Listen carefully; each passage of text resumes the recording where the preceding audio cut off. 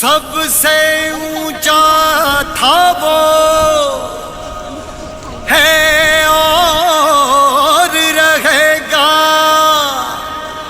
भारत की शान था वो सदा अमर रहेगा।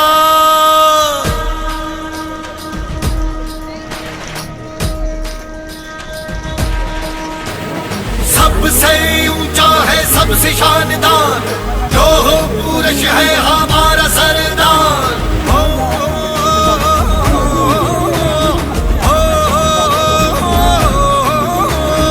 औलादी जिगरा मजबूत था वो, इस धरती माँ का सबूत था वो, किसानों का अपना सरदार था वो, हुकूमत पर तेज असरदार था वो, देश को जोड़ा शिल्पकार था वो, सोमनाथ का जीर्णोद्वार था वो, ऋण आज उसका चुका रहे हैं हम, उसे अंबर से ऊंचा, अंबर से ऊंचा, अंबर से ऊंचा, अंबर से ऊंचा उठा रहे हैं। सबसे ऊंचा है सबसे शानदार, लोह पुरुष है हमारा सरदार। हो सबसे ऊंचा है सबसे शानदार, लोह पुरुष है हमारा सरदार। सबसे ऊंचा है सबसे शानदार, लोह पुरुष है हमारा सरदार। तुम ना ना ना ना ना ना ना ना तुम ना ना ना ना ना ना नागिर दिख दिन नागिर दिख दिन ना ना ना ना ना ना ना ना ना ना ना। भव्य सरदार का ये दर्शन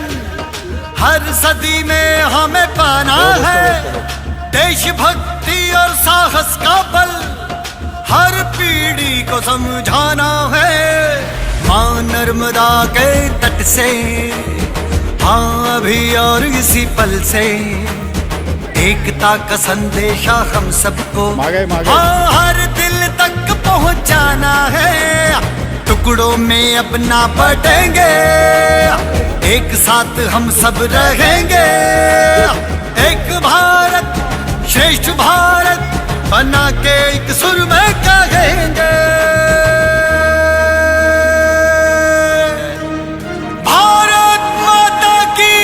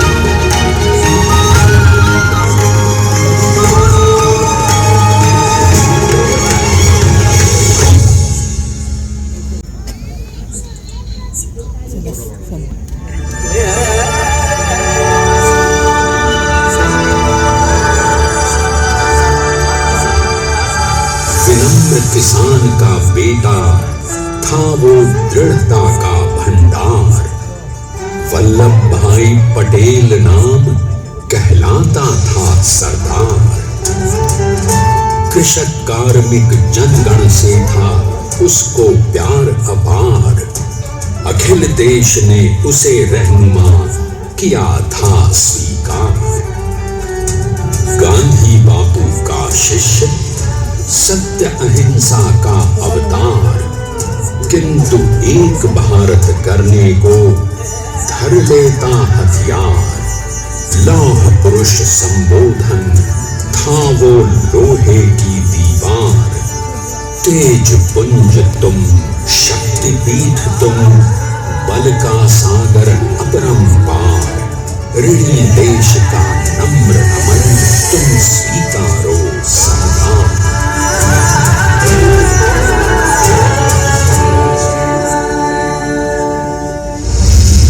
1857 में अंग्रेजों को ललकारने वाले पहले स्वतंत्रता संग्राम के एक सक्रिय सिपाही थे झवेर भाई पटेल।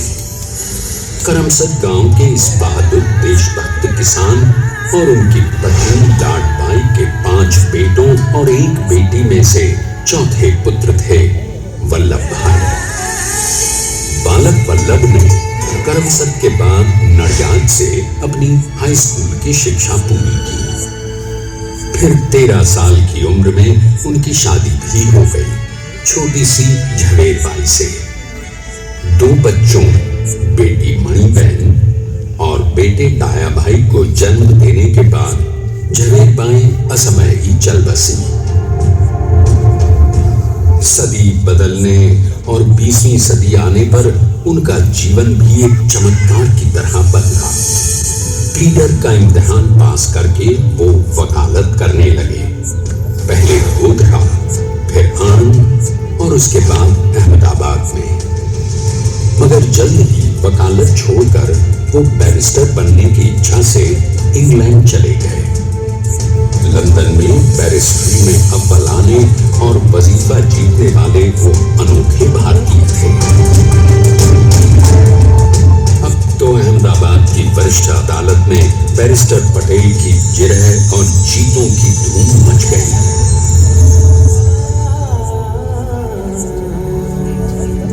तभी एक युग पुरुष ने वल्लभ भाई के जीवन की धारा ही बदल दी। दक्षिण अफ्रीका में सत्याग्रह के अहिंसक अस्त्र से गोरे शासकों को सबक सिखाकर भारत वापस आए बैरिस्टर मोहनदास करमचंद गांधी से मिलकर वल्लभ भाई ने अपने कुछ वर्षों से सीखे विदेशी व्यवहार और संस्कार हमेशा के लिए त्याग दिए और अब वो अपने खेड़ा के किसानों को हक दिलाने के लिए बापू के साथ आंदोलन में कूद पड़े। अब उनके पैरों में जूते नहीं, गांवों की धूल थी। हृदय में भारत भूमि की शस्य श्यामला धरती। मन में थे गांधी और मस्तिष्क में एक नए स्वतंत्र भारत का सपना।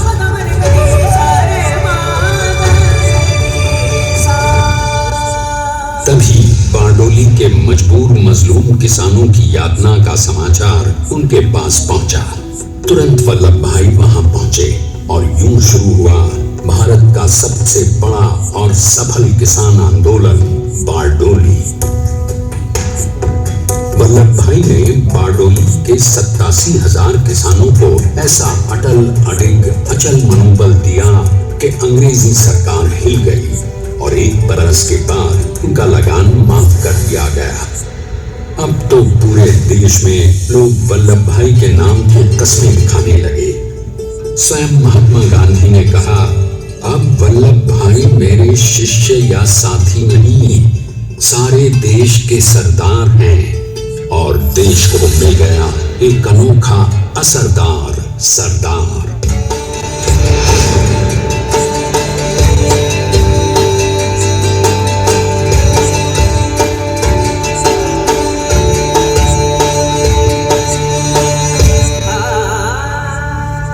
सरदार पटेल के नाम और देशभक्ति से अंग्रेज डर कर कांपने लगे। 1930 के नमक सत्याग्रह और दांडी कूच में वो बापू से भी पहले गिरफ्तार किए गए। तो 1932 में फिर उन्हें बापू के साथ ही जेल में 2 सालों के लिए डाल दिया गया।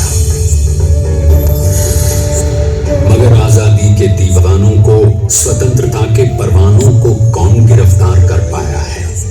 जेल से छूटते ही सरदार को कांग्रेस के नए राष्ट्र अध्यक्ष पद पर चुना गया और उनकी सरपरस्ती में राष्ट्रवादी भारतीयों ने तमाम ब्रिटिश सूबों में जीत हासिल कर वहां अपनी स्थानिक सरकारें बनाई। किंतु सरदार का सपना केवल सरकार बनाना नहीं था। उनका स्वप्न तो था एक ऐसे नए भारत का जहां हर रंग, हर रूप, हर जात, मजहब, तबके का हिंदुस्तानी एक साथ मिलकर एक ऐसा नया भारत बना सके जहां पूर्ण स्वराज के साथ सारे समाज को गरीबी, अशिक्षा, छुआछूत से भी आजादी मिल जाए। इसकी पहली रणनीति थी भारत को अंग्रेजों की गुलामी से आजादी, ताकि भारत के लोगों की अपनी सरकार सबके साथ और सबके विकास के लिए काम कर सके। बापू की अगुवाई में अब देश ने अंग्रेजों को अंतिम चेतावनी दे दी, करेंगे या मरेंगे, क्विट इंडिया, अंग्रेजों भारत छोड़ो। बस फिर क्या था, संघर्ष की रणभेरी बजी। 3 सालों के लिए सरदार पटेल को भी सत्याग्रही नेताओं के साथ जेल में ठूंस दिया गया। 2 सालों के बाद अंग्रेजों को बापू के सभी शिष्यों और साथियों को छोड़ना पड़ा।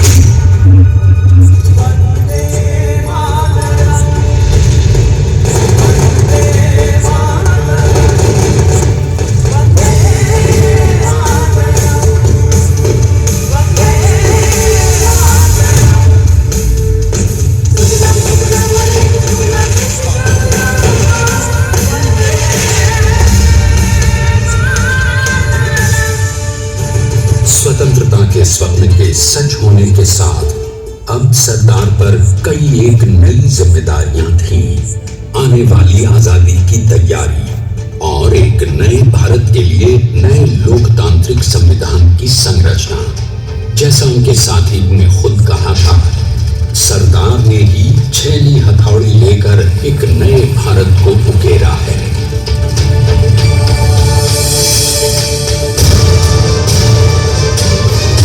स्वाधीनता तो प्राप्त हुई, लेकिन खंडित भारत में भी उठते विभाजनवादी अंधकार को अभी दूर करना था। जब देश के खंड खंड होने का भय उत्पन्न होने लगा, तो सरदार ने निर्भय होकर खुद अपनी केंद्र सरकार और साथियों को भी चुनौती दे डाली और जम्मू कश्मीर को बचाने के लिए सारे देश का आकाश वायुयानों से भर गया।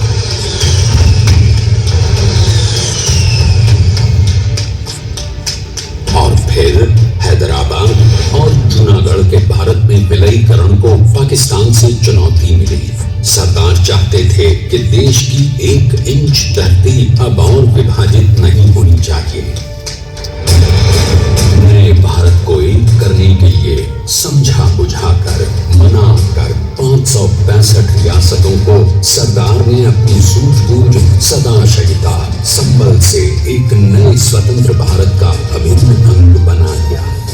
हमारे इतिहास में अखंड भारत के पुरुषार्थ का ये एक महानतम अध्याय है। जैसा उन्होंने स्वयं कहा था, हमें नए धागों को पुराने ताने बाने में ऐसे पिरोना है कि एक दूसरे में गुंथ जाएं और बेहतरीन बनावट वाला एक नया भारत उभर कर सामने आ सके। अंततः अपने वज्र दृढ़ संकल्प से एक नया विराट विशाल एक भारत श्रेष्ठ भारत बनाकर दिखा ही दिया सरदार ने। संसार के सबसे बड़े प्रजातंत्र के शिल्पी को प्रणाम करने के लिए देश ने बनाया है ये समर्थ स्मारक। स्वाधीन भारत को समर्थ भारत में बदलने वाले सरदार पटेल को समर्पित प्रेरणा तीर्थ भी है। प्रधानमंत्री श्री नरेंद्र मोदी के नेतृत्व में बनी विश्व की इस विशालतम प्रतिमा के सामने आकर सारी दुनिया जैसे स्वयं भी नतमस्तक हो जाती है।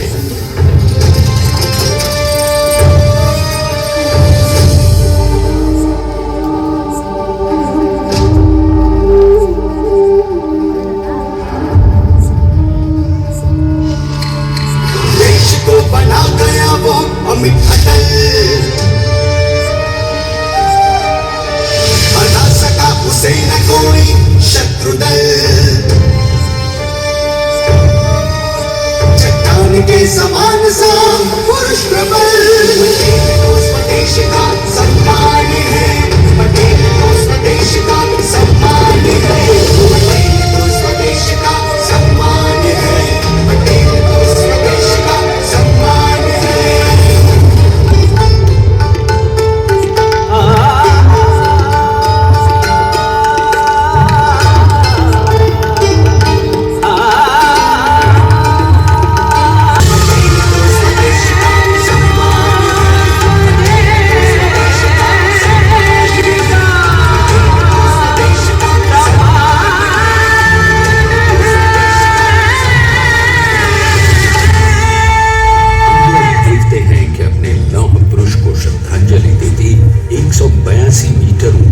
विश्व की सबसे विशालकाय प्रतिमा का निर्माण कैसे हुआ।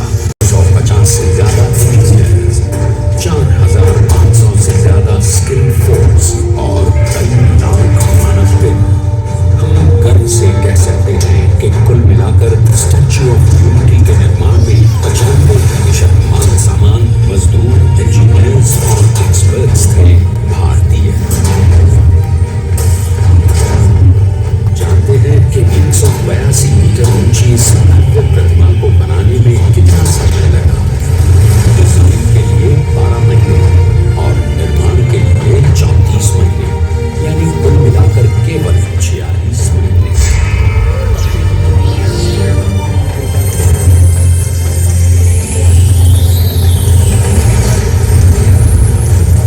और इसी तरह बनी देश के शिल्पकार की एक अनोखी अद्वितीय विशाल प्रतिमा, जो सिर्फ आज ही नहीं बल्कि आने वाले न जाने कितने सालों तक यूं ही चमचमाती रहेगी।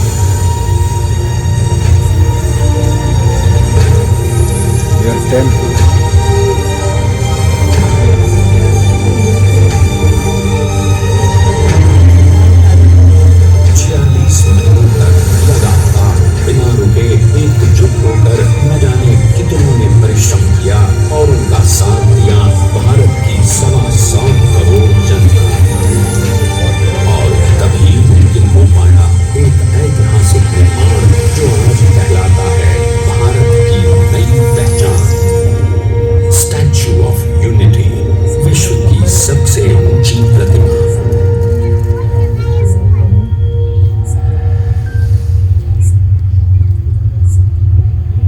सरदार ने अपनी गंभीरता, शालीनता और दूरदर्शिता से भारत को संगठित करने के असंभव कार्य को संभव कर दिखाया। आइए आज हम सब उन्हीं की महिमा में विश्व के सामने एक उदाहरण रखें, क्योंकि ये ही भारत को श्रेष्ठता के मार्ग पर ले जाएगा। हमारा कर्तव्य ये है कि हमें निश्चय कर लेना चाहिए कि हमें हिंदुस्तान श्रेष्ठता का प्रतिबिंब है, एक पहल है इस अखंड भारत को श्रेष्ठ भारत बनाने के सपने को पूरा करने के लिए। एक पुकार है हम सबको एकजुट होने के लिए।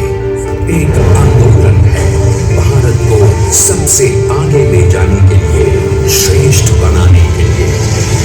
आपके योगदान और विश्वास से ही बनेगा एक भारत, श्रेष्ठ भारत।